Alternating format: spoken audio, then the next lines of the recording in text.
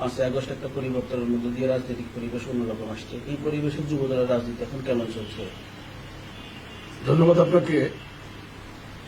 বাংলাদেশ জাতীয়তাবাদী দল বিএনপির সর্ববৃহৎ অঙ্গ সংগঠন বাংলাদেশ জাতীয়তাবাদী যুবদল। যুবদল বর্তমানে অন্যান্য যে কোনো সময়ের চাইতে সুসংগঠিত এবং খুবই শক্তিশালী অবস্থানেই রাজনীতির মাঠে আছে। বিএনপির ভারপ্রাপ্ত চেয়ারম্যান জনাব তারেক রহমানের নির্দেশনায় আমরা বিগত দিনগুলোতে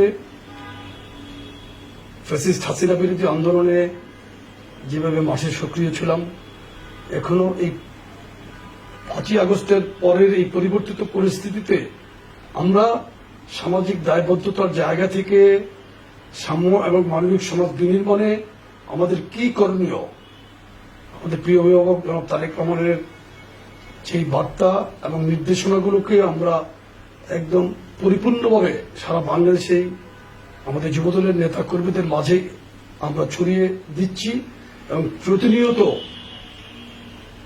আমি এবং আমার সাধারণ সম্পাদক প্রতিনিয়তই কিন্তু আমরা জেলা উপজেলা যখন যেখানে আমরা মনে করি যে আমাদের কথা বলতে হবে, কোনো দরকার, আমরা তাৎক্ষণিক কিন্তু আমরা যোগাযোগ করি এবং সংগঠনকে কিভাবে গতিশীল রাখা যায় প্রতিনিয়ত আমরা সর্বতভাবে চেষ্টা করে যাচ্ছি এবং যে কোনো সময়ের চাইতে যুবদল এখন অনেক অগ্রসর ভূমিকায় এবং ভালো অবস্থানেই আছে।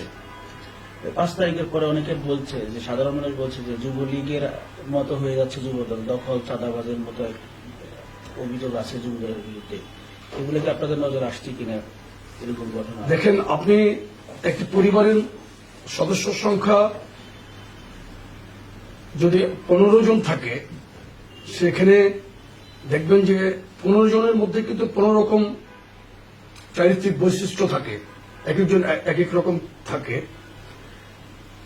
আমরা কিন্তু অস্বীকার করছি না, আমাদের খুবই অল্প কিছু সংখ্যক নেতাকর্মীর নামে যখনই কোনো কমপ্লেন এসেছে আমরা কিন্তু তাৎক্ষণিক ব্যবস্থা নিচ্ছি। ইতিমধ্যেই আপনি দেখেছেন যে জাহাঙ্গীর নামে শ্রীপুর উপজেলা যুবদলের সদস্য একটি ঘটনার সাথে জড়িত ছিল। আমরা জানার সাথে সাথে 1 ঘন্টার মধ্যে তাকে বহিষ্কার করেছি, তার বিরুদ্ধে মামলা করেছি এবং তাকে গ্রেফতার করার জন্য আমি সরাসরি পুলিশের ঊর্ধ্বতন কর্মকর্তাদের সাথে কথা বলেছি। এর মধ্যে আমি আপনাকে বলি, জেলার এসপিকে আমি ফোনে কানেক্ট করতে না পেরে আমি গাজীপুরের পুলিশ কমিশনারের সাথে কথা বলেছি, তাকে গ্রেফতার করার জন্য রিকোয়েস্ট করেছি, আপনি একটু এসপিকে বলেন তাকে গ্রেফতার করার জন্য। আমরা কিন্তু এই ক্ষেত্রে দেখেন দোষ এবং গুণের মধ্যে কিন্তু মানুষের চারিত্রিক বৈশিষ্ট্য। আমরা রাজনৈতিক দল, এটা এর মধ্যে এত বড় একটি বৃহৎ দলের মধ্যে আপনার অল্প কিছু সংখ্যক নেতা কর্মীদের এই শৃঙ্খলা বিরোধী কর্মকাণ্ডকে কিন্তু আমরা তাৎক্ষণিকভাবে সাথে সাথে ব্যবস্থা নেওয়ার চেষ্টা করছি এবং করছি।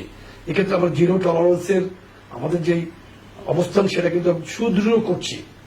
এখন কিন্তু আপনার যে কেউ যদি ঢালাও ভাবে বলে, আবার অনেক জায়গায় দেখা গেছে যে আমাদের দল করে না, কিন্তু একটা ভুল রিপোর্ট করেছে কোনো কোনো পত্রিকা। আমরা তাৎক্ষণিকভাবে তাদের সাথে কথা বলছি, প্রতিবাদ জানাচ্ছি, ফোনে কথা বলছি, তারা কেউ কেউ ঠিক করছে। এটা অনেক সময় কিন্তু আপনার আমাদের উপর মিডিয়া ট্রায়ালও হচ্ছে। যে ছেলেটা যুবদল 20 বছর আগে করছে, সেখানে তাকে আবার যুবদলের নেতা বলছে, কেউ যুবদল করছে না। যেমন কুমিল্লার নাঙ্গলকোটে একটি ঘটনায় আপনার যুবদলের নেতা বলেছে, কিন্তু পরবর্তীতে দেখা গেল ও আওয়ামী লীগের একজন সাবেক পৌর কাউন্সিলরের সহযোগী। তো এই ধরনের কিছু মিডিয়া ট্রায়ালের মধ্যে কিন্তু আমরা পড়ছি। এই ক্ষেত্রে কিন্তু আমরা আপনাদের সহযোগিতা চাই যে সঠিকভাবে যাচাই করে আমাদের কেউ কোন রকমের অন্যায় কাজ করলে আপনারা লিখেন, আমরা তাৎক্ষণিক ব্যবস্থা নেব। এখন সব জায়গায় ভালো মন্দের সমাবেশ কিন্তু আছে, আমরা অস্বীকার করছি না কিন্তু, এবং জানা মাত্রই আমরা তাৎক্ষণিক ব্যবস্থা নিচ্ছি। তাহলে কি হচ্ছে, আমরা ঘটনা ঘটার সাথে সাথে ব্যবস্থা নিচ্ছি এবং আমরা অস্বীকার করছি না কিন্তু। আওয়ামী লীগের আমলে কিন্তু আওয়ামী লীগ ডিনাইল পদ্ধতিতে ছিল, তারা কোনো কিছু ঘটলে কিন্তু তারা স্বীকার করতো না, অস্বীকার করতো, তারা সেটাকে দামাচাপা দেওয়ার চেষ্টা করতো। সুতরাং আমরা কিন্তু ওই পন্থায় যাচ্ছি না। সুতরাং এখানে পার্থক্যটা কিন্তু সুস্পষ্টভাবে কিন্তু আপনার চোখে পড়ার মতো যে বিএনপি এবং তার অঙ্গ সংগঠন যুবদল জনাব তারেক রহমানের নির্দেশনাকে মেনে কিন্তু সমস্ত কাজগুলো করছি আমরা।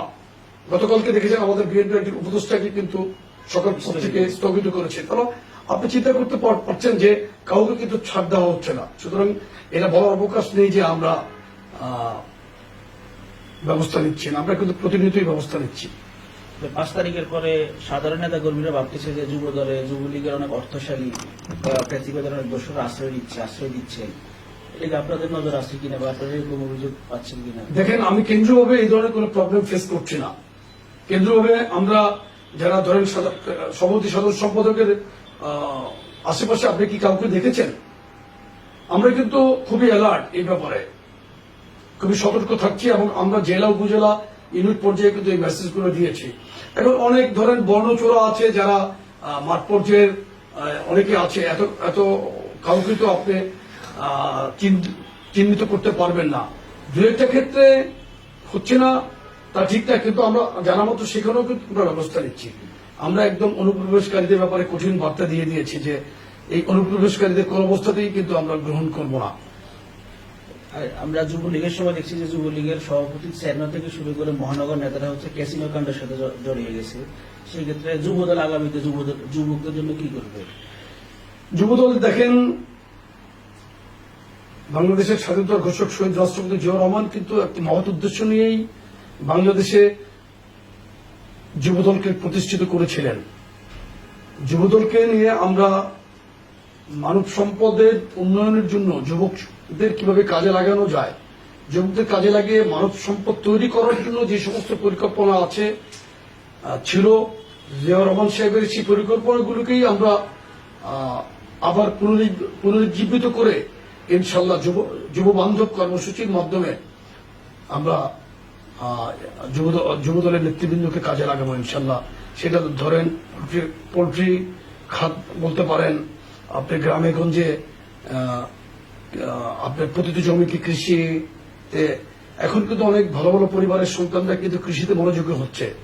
হ্যাঁ, ফিশারিজে মৎস্য চাষে কিন্তু অনেক ভালো ভালো পরিবার থেকে কিন্তু অনেকেই কিন্তু উদ্বুদ্ধ হচ্ছে মৎস্য চাষে, ফসলি জমিতে। আমরাও কিন্তু ভিন্নধর্মী প্রচেষ্টার মাধ্যমে যুব সমাজকে এই কর্ম উদ্যোগের মধ্যে রাখার চেষ্টা করবো ইনশাল্লাহ।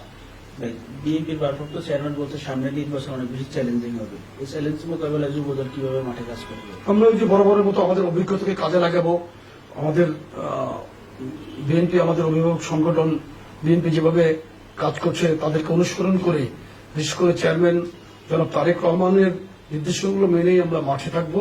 মানুষের পাশে থাকার যে বার্তা উনি দিয়েছেন, যে সাম্য এবং মানবিক সমাজ বিনির্মাণের জন্য জনগণকে পাশে নিয়ে যে থাকার বার্তা দিয়েছেন, ওটাকে অনুসরণ করেই কিন্তু আমরা নির্বাচনী চ্যালেঞ্জে ইনশাল্লাহ জয়লাভ করবো। ইতিমধ্যে আপনি জানেন যে দল থেকে কিন্তু নির্দেশনা দেওয়া হচ্ছে কোন ধরনের মোটরসাইকেলের শোডাউন দেওয়া যাবে না, এটা কিন্তু অলমোস্ট দিচ্ছে না, বন্ধ হয়ে গিয়েছে। দু একটি ঘটনার মধ্যে কিন্তু কিছুই নাই কিন্তু এটা এখন। এবং আমরা কিন্তু আমাদের নেতাকর্মীদের এখনো কিন্তু প্রতিনিয়ত বার্তাগুলো স্মরণ করিয়ে দিচ্ছি এবং কোন প্রকার হাট বাজারে, গ্রামে গঞ্জে কোন রকম কিন্তু বিনা প্রয়োজনে হাট বাজারে কোন রকম আড্ডা, কোন মানুষের সমস্যার এই ধরনের কোন কার্যক্রমের সাথে থাকা যাবে না, যুক্ত হওয়া যাবে না আমরা বলছি। এবং আমি কিন্তু বিশেষ করে স্পেশালি কিন্তু আমরা খোঁজ রাখছি, প্রতিনিয়তই কিন্তু জেলার সাথে কানেক্ট থাকছি এবং উপজেলা লেভেলে কি হচ্ছে বিভিন্নভাবে আমাদের কাছে কিন্তু খবর আসছে, সাথে সাথেই কিন্তু সেটার ব্যবস্থা নিচ্ছি। সুতরাং এই নির্বাচনী আমাদের ভারপ্রাপ্ত চেয়ারম্যান যেই নির্বাচনী চ্যালেঞ্জের কথা বলেছেন, সত্যিই কিন্তু এটা একটি চ্যালেঞ্জ হিসেবে আসছে এবং এটা মোকাবেলা করার জন্যই আমরা প্রতিনিয়তই সজাগ আছি এবং কাজ করে যাচ্ছি। যে বিভিন্ন জায়গায় জেলা কমিটি নিয়ে যে আপনার বিরোধ হচ্ছে বা পদবঞ্চিত বিক্ষোভ করছে, এতে চ্যালেঞ্জ বাড়বে কিনা সামনে? এটা খুবই একটি সাধারণ ঘটনা, কিন্তু এত বড় একটি দলে কিন্তু প্রতিযোগিতা থাকবে, এটা আমি বিরোধ হিসাবে দেখছি না। অনেক আমাদের সাংগঠনিক কাঠামোটা আমরা খুবই সিস্টেমেটিক্যালি কিন্তু ফলো করছি। যেমন আমাদের উপজেলাতে 35 সদস্য বিশিষ্ট আহ্বায়ক কমিটি আমরা করছি, আহ্বায়ক কমিটি। জেলাতে আমরা আরেকটু বড় করছি। সেই ক্ষেত্রে কিন্তু ওই যে অনেক নেতা কর্মী কিন্তু এই 17.5 বছর, কিন্তু আমরা কিন্তু 17.5 বছরের অধিককাল কিন্তু বিরোধী দল, কারণ আপনার মহিউদ্দিন ফখরুদ্দিনের 2 বছর ধরলে 18 বছর উপর চলে গেছে। তো অনেক নেতা কর্মীদের প্রেশার আছে, তারা কাঙ্ক্ষিত জায়গায় যেহেতু স্বাভাবিকভাবে সবাইকে আমরা মানে সংযুক্ত করতে পারছি না, কিন্তু মনের দুঃখে হয়তো তাদের ভাব প্রকাশ করছে। এটা ব্যাপক কোনো সমস্যা আমরা মনে করছি না। এটা আমরা আস্তে আস্তে তাদের খুব প্রশমন করেই আমরা ধরে ছেড়ে তাদেরকে বিভিন্নভাবে কানেক্ট করে নিচ্ছি এবং নেব ইনশাল্লাহ।